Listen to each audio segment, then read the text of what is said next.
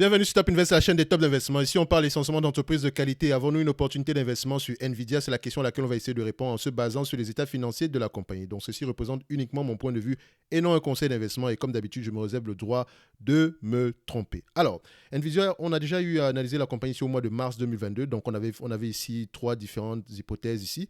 Donc, on avait une hypothèse très optimiste, on avait une hypothèse assez pessimiste qui est généralement l'hypothèse sans prendre en considération la croissance. Donc, on était parti sur une base ici avec un revenu de 27 milliards. 35% de marge bénéficiaire, d'accord, et une croissance de 20%. Après, sur le même revenu de 27 milliards, on a pris une hypothèse avec une croissance de 25% sur 5 années, bien sûr, tout en gardant le 35% de marge bénéficiaire. Et après ça, l'hypothèse optimiste était toujours avec le point de départ, la croissance de 27 milliards ici, avec une croissance ici de 20% sur les 5 prochaines années, et une marge bénéficiaire de 50%. OK. Déjà, premièrement, aujourd'hui, vous savez que d'habitude, maintenant, je n'inclus plus une hypothèse avec la croissance, en fait. Je sais que ça existe et c'est une bonne chose.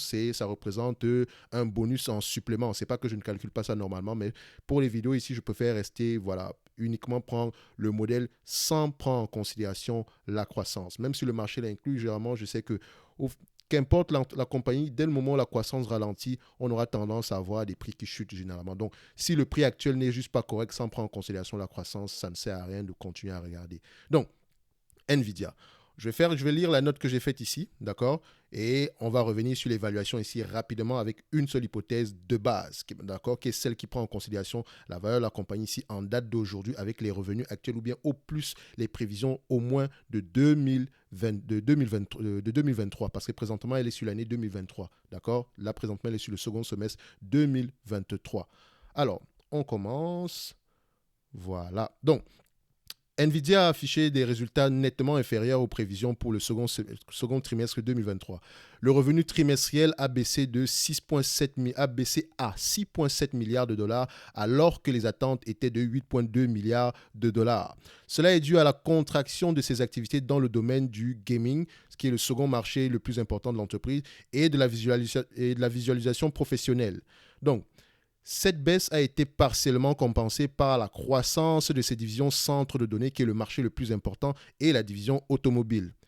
Donc, la demande de centres de données en Chine a considérablement diminué, ce qui concorde avec les problèmes macroéconomiques actuels de ce pays. La direction a également attribué la faiblesse du trimestre à des problèmes de chaîne d'approvisionnement, comme tout le monde. Donc, les bénéfices ont également été décevants, s'établissant à 0,51 $ par action. Il s'agit là d'une baisse de 56% par rapport au trimestre précédent. Il faut également préciser une chose. Ici, l'entreprise a pris une charge de 1,2 milliard de dollars liée à la dépréciation de l'inventaire. Donc, ce qui a lourdement pesé sur les résultats nets. Donc, c'est une charge non financière. En fait, ça veut juste dire que la valeur de l'inventaire a juste diminué. C'est pas comme si on a perdu. Bon, réellement, on a perdu de l'argent parce qu'on a acheté cet inventaire-là au tarif en question. Donc, sauf qu'il ne vaut juste plus ça aujourd'hui. Donc, on a déprécié l'inventaire ici. Ce qui impacte ici négatif, qui donne ici à peu près un impact négatif de 1,2 milliard de dollars. Mais sinon, normalement, en termes de free cash flow, on n'a pas perdu d'argent. Donc, dans le même temps, les analystes ont considérablement abaissé leurs estimations de chiffre d'affaires et des résultats pour l'année en cours. Ils prévoient maintenant que les revenus se situeront autour de 27 milliards de dollars contre 37,7 milliards de dollars auparavant. Donc, ce changement reflète selon eux les résultats récents ainsi que la chute des prix des crypto-monnaies, et on va préciser pourquoi, qui représente une grande partie de la demande du segment gaming de l'entreprise. Oui, les crypto-monnaies, oui. AMD et Nvidia ont pas un problème avec les crypto-monnaies, mais quand les crypto-monnaies se comportent bien, vous allez voir que ces entreprises également se comportent bien, notamment parce qu'il y aura comment on appelle ça, le mining, le minage de crypto-monnaies. Ils ont besoin d'énormément de cartes graphiques, donc qui produit AMD, Nvidia. Donc, quand les prix chutent également, les data miners ne sont pas encouragés à continuer à miner du Bitcoin ou bien je ne sais pas de quoi. Ça a un impact négatif sur cette compagnie-ci. D'accord? Donc, cette prévision tient également compte de la forte réduction des prévisions de la direction pour le chiffre d'affaires du troisième trimestre fiscal. Donc, ils ont annoncé également que les prévisions attendues seront moins bonnes que précédemment. Il faut également dire qu'à long terme, c'est une entreprise qui va bénéficier du CHIPS Act aux États-Unis. D'accord? L'administration Biden a passé je pense que pour favoriser la production des des puces électroniques sur le territoire américain afin d'être le plus indépendant possible de Taïwan ou de la Chine. Ok, c'est également la même chose en Europe. Donc, ça, c'est à long terme. Mais en date d'aujourd'hui, au moins sur les 12 prochains mois, c'est une entreprise qui va souffrir. Bon, déjà, comme toutes les entreprises d'ailleurs, vous commencez à comprendre le discours, d'accord?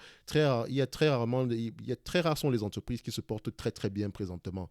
Donc, alors, pour Nvidia ici, en termes de valorisation, premièrement, ici, les analystes s'attendent à 27 milliards. 2023, on va prendre le 27 milliards, on ne cherche pas à aller plus loin que ça. OK? Donc, vous voyez ici que les marges de free cash flow de cette entreprise sont de 35%. OK? Donc, si je prends ici 27 milliards, d'accord? 27, d'accord? Multiplié ici par 0,35%, ça revient ici à 9 milliards 450. OK? Donc, je vais juste prendre mon Nvidia ici sur Coifin, NVDA. Alors, il semble que les marchés soient extrêmement verts aujourd'hui. Faites attention, ça peut être un piège, c'est souvent comme ça. Alors, ici, on est en revenu. OK, parfait. Donc, je vais prendre ici la dette nette. Dette nette. Elle a également retourné de l'argent, enfin, elle a racheté des actions ici, d'accord, parce que je ne pense pas que cette compagnie, ouais, elle verse un léger dividende, mais voilà, elle a également racheté des actions ici au courant du trimestre précédent. Alors, on prend la dette nette. OK. Le niveau de dette net ici, elle a plutôt du cash net. Elle a 5 milliards de cash net en date d'aujourd'hui. OK? Donc, on peut prendre plus 5 milliards ici. Ça sera le cash net qu'on va prendre ici pour le calcul. Donc, l'entreprise ici s'échange généralement à combien de fois les bénéfices? Alors, il faut faire attention ici. Nous avons une entreprise qui est en pleine croissance. Donc, vous allez voir généralement que les PER seront très, très élevés sur cette compagnie-ci. OK, si les PER sont élevés, notamment de façon pour ce genre de segment-ci, voilà, les PER sont généralement de 20, 25 par là, OK, de préférence même 20. Vous allez voir qu'une entreprise, c'est parce que c'est un secteur cyclique. Vous allez voir qu'une entreprise comme Intel a des marges, enfin, a des PER de 17 à 15 par là, d'accord? Parce que c'est une entreprise cyclique, même si c'est de la technologie, mais c'est très cyclique ce genre d'entreprise. Donc, quand vous voyez les Micron Technologies, etc., ce sont des entreprises qui sont cycliques. Alors, le seul moyen pour elles d'être de moins en moins cyclique, c'est de consolider ce marché-là. Et je pense qu'elles l'ont déjà fait ici, mais sauf qu'elles subissent toujours, elles doivent toujours prendre en considération la variation des prix des commodités ici. Parce qu'à un moment donné, quand l'industrie se met à commander énormément, ils font tous de grosses commandes. Et après ça, le temps de consommer toutes les cartes graphiques qui ont été commandées, etc., voilà, il y a un léger ralentissement. Mais ça reste croissant à long terme.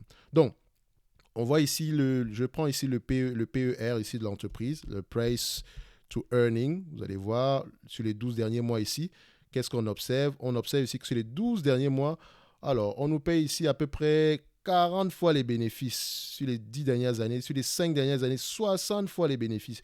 Sur les 20 dernières années, nous avons à peu près 30 fois les bénéfices. Et sur toute la période qu'on a ici présentement, on a 40 fois les bénéfices. Genre, jamais de la vie, je prends 25 fois les bénéfices. On va prendre 25 fois les bénéfices et c'est déjà assez optimiste, d'accord? Parce qu'idéalement, moi, 20 fois les bénéfices, c'est ce qui pourrait m'intéresser. Mais je vais prendre 40 fois les bénéfices. Donc, je vais prendre plutôt 25 fois les bénéfices, d'accord? Donc, rappelez-vous, on a ici 35% de 27 milliards ici. Ça représente à peu près 9 milliards 450. Multiplié par 25 fois les bénéfices.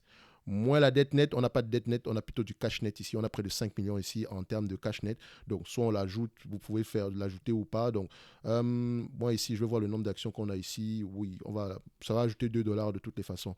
Donc, on peut l'ajouter ici 5 milliards 400 par là. Donc, on va mettre ici 5 milliards 400 plus 5 milliards 400 en date d'aujourd'hui.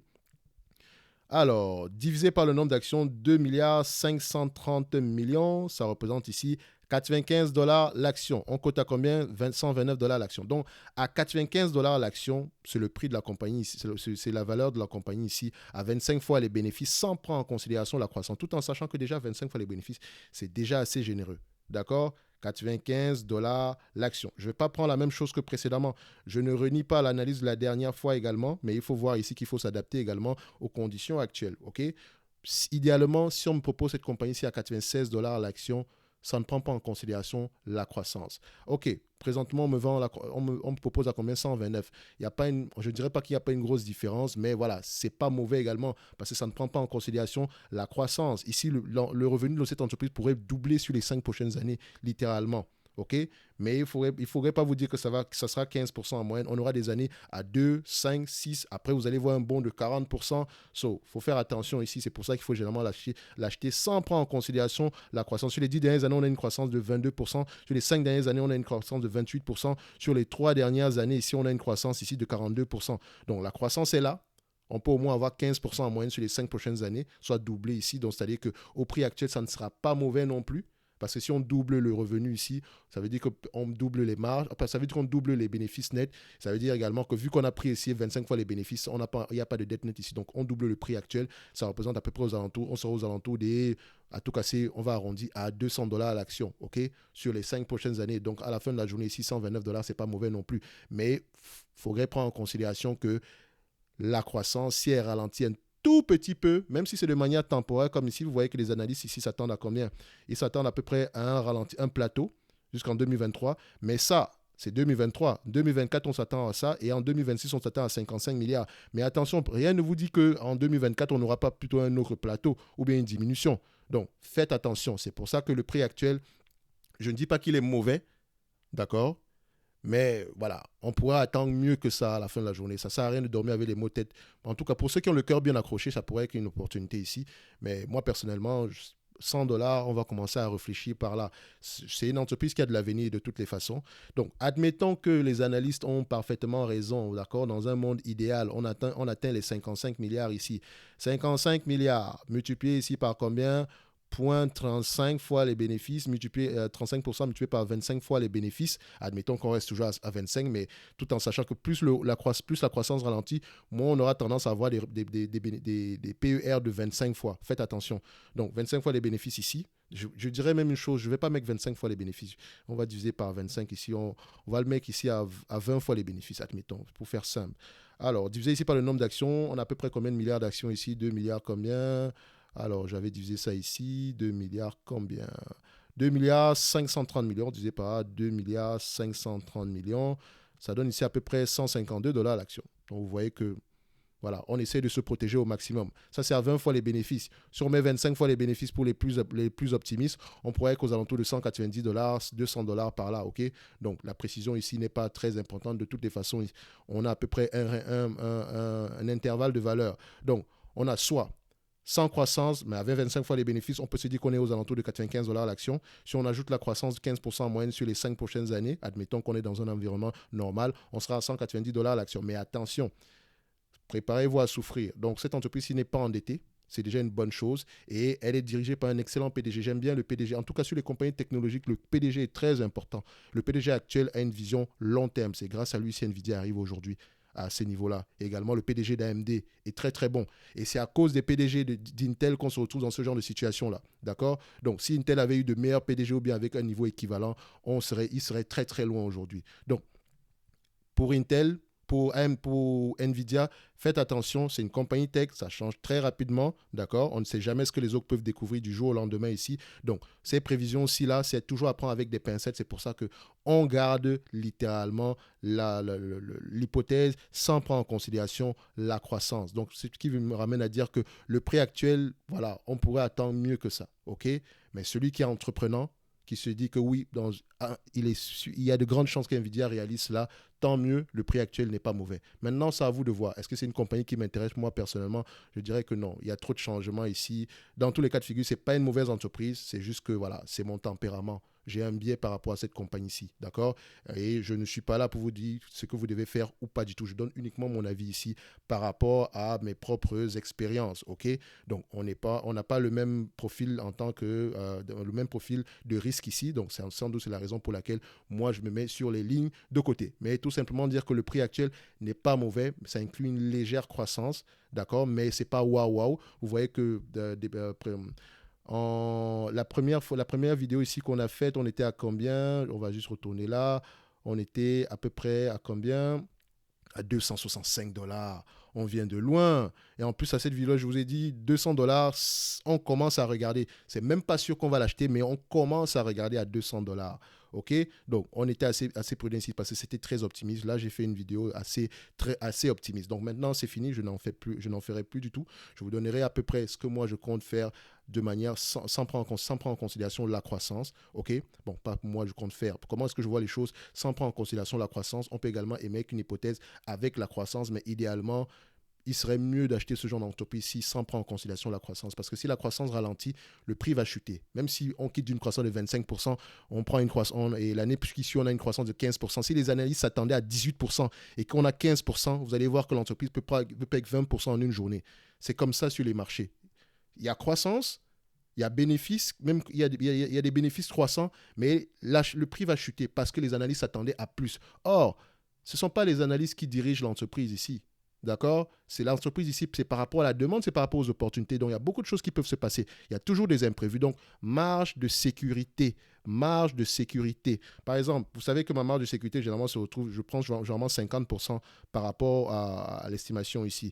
Donc, j'avais choisi ici sur la vidéo $286 à l'action. $286 à l'action, 50%, on est à $143 à l'action, donc en dessous de $200 ici. Donc, on pourrait commencer à s'intéresser ici. Et vous voyez que quand on ajuste en conséquence, juste en réduisant même la croissance ici, d'accord, parce qu'elle va tendre à ralentir, même si on a été très entreprenant en prenant une croissance de 20 à 25% ici, on peut se dire qu'au mieux, on aura $190.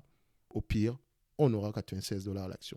Donc, c'est la raison pour laquelle je me dis, bon, on peut attendre les $100, $96 à l'action, mais ça, c'est par rapport au biais que j'ai sur cette compagnie-ci. OK? Quelqu'un d'autre pourra avoir un avis tout à fait différent, mais quelqu'un qui achète la compagnie à $400, $600, lui, par contre, je ne sais pas ce qu'il faut dire à propos de lui. Ça arrive, mais je n'aurais jamais acheté Nvidia à ce prix-là. OK? Donc, si vous avez du Nvidia à $286 à l'action, on peut espérer au moins récupérer son capital. Si on a du Nvidia à $200 à l'action, on peut espérer récupérer au moins son capital. Si on a du Nvidia à $130 à l'action, on peut espérer faire un petit billet dessus. Si on arrive à voir, si on a eu du Nvidia aux alentours de $40 à l'action, on dort sur ses deux oreilles. OK? Donc, on va se donner rendez-vous sur la prochaine vidéo. Et j'avais oublié le dividende. Est-ce que ça vaut la peine de le mentionner ici? Parce que c'est une entreprise qui rachète également ses actions ici. Donc, je peux faire regarder les shareholder yield ici. Donc, vous voyez que c'est une entreprise à peu près, elle distribue à peu près, par rapport au rachat d'actions, à peu près ici, ça représente à peu près 2,56% ici. Donc, à peu près 2,5 ici, en termes de pourcentage de rendement aux actionnaires sur la dernière période ici. En termes de dividende ici, le dividende, est-ce qu'il est croissant année après année? C'est ce que les gens veulent souvent vraiment savoir, même si ce n'est pas la chose la plus importante ici. Oui, il distribue un dividende qui a l'air croissant ici, mais qui est également insignifiant, 0,12% ici. Donc, comment est-ce qu'il faut voir les choses? Admettons que l'entreprise ici vous reverse la totalité des free cash flow en termes de bénéfices. Donc, les free cash flow sans prendre en considération la croissance ici sont de 9 milliards 450 millions. On va même l'arrondir à 10 milliards pour faire simple. Par rapport à la capitalisation boursière actuelle qui est de 323 milliards ici, donc divisé ici par 323 milliards ici, ça représente à peu près un rendement de 3%. Presque rien du tout. Vous savez que généralement, le rendement qui nous intéresse par rapport au prix actuel, c'est généralement aux alentours des 7-8% par là. Mais attention, ça ne prend pas en considération la croissance. Si le prix double ici, on pourra avoir un rendement par rapport à nos coûts d'acquisition de 6%. Si le prix triple ici, on pourra avoir du 9%. Donc, si le revenu triple plutôt, d'accord? Faites attention. So, c'est uniquement mon avis sur Nvidia ici. Donc, on va se dire que moi, je me situe aux alentours de $96 ici. Et si on est trop optimiste, je dis bien trop, l'hypothèse optimiste ici qui prend en considération une croissance de 15% en moyenne sur les 5 prochaines années, on est à peu près, voilà, on va prendre ici l'estimation des analystes ici, d'accord? C'est à peu près un revenu de 55 milliards, 35% de marge bénéficiaire, 25 fois les bénéfices, moins la dette nette, il n'y a pas de dette nette divisé par le nombre d'actions actuelles, on est à $190 à l'action. Donc, on est entre 96 version de base et 190 très optimiste, d'accord? Donc, c'est uniquement mon avis, non un conseil d'investissement, je me situe aux alentours des 96 ici. Donc, par rapport à la première analyse ici, la première analyse comportait ici un biais optimiste. Pourquoi? Parce que j'avais uniquement pris l'entreprise ici en considérant la croissance, d'accord? Tout en gardant à peu près ici. Vous avez vu la première vidéo ici, comme je vous l'ai dit, allez la suivre, c'est toujours important, ok? Donc, ce que j'ai dit dessus, vous allez voir que ça concorde à peu près avec ce qu'on a présentement ici. OK? Donc, on va se donner rendez-vous sur la prochaine vidéo. Et sur les compagnies de croissance, faites généralement attention. Faites cet exercice-là.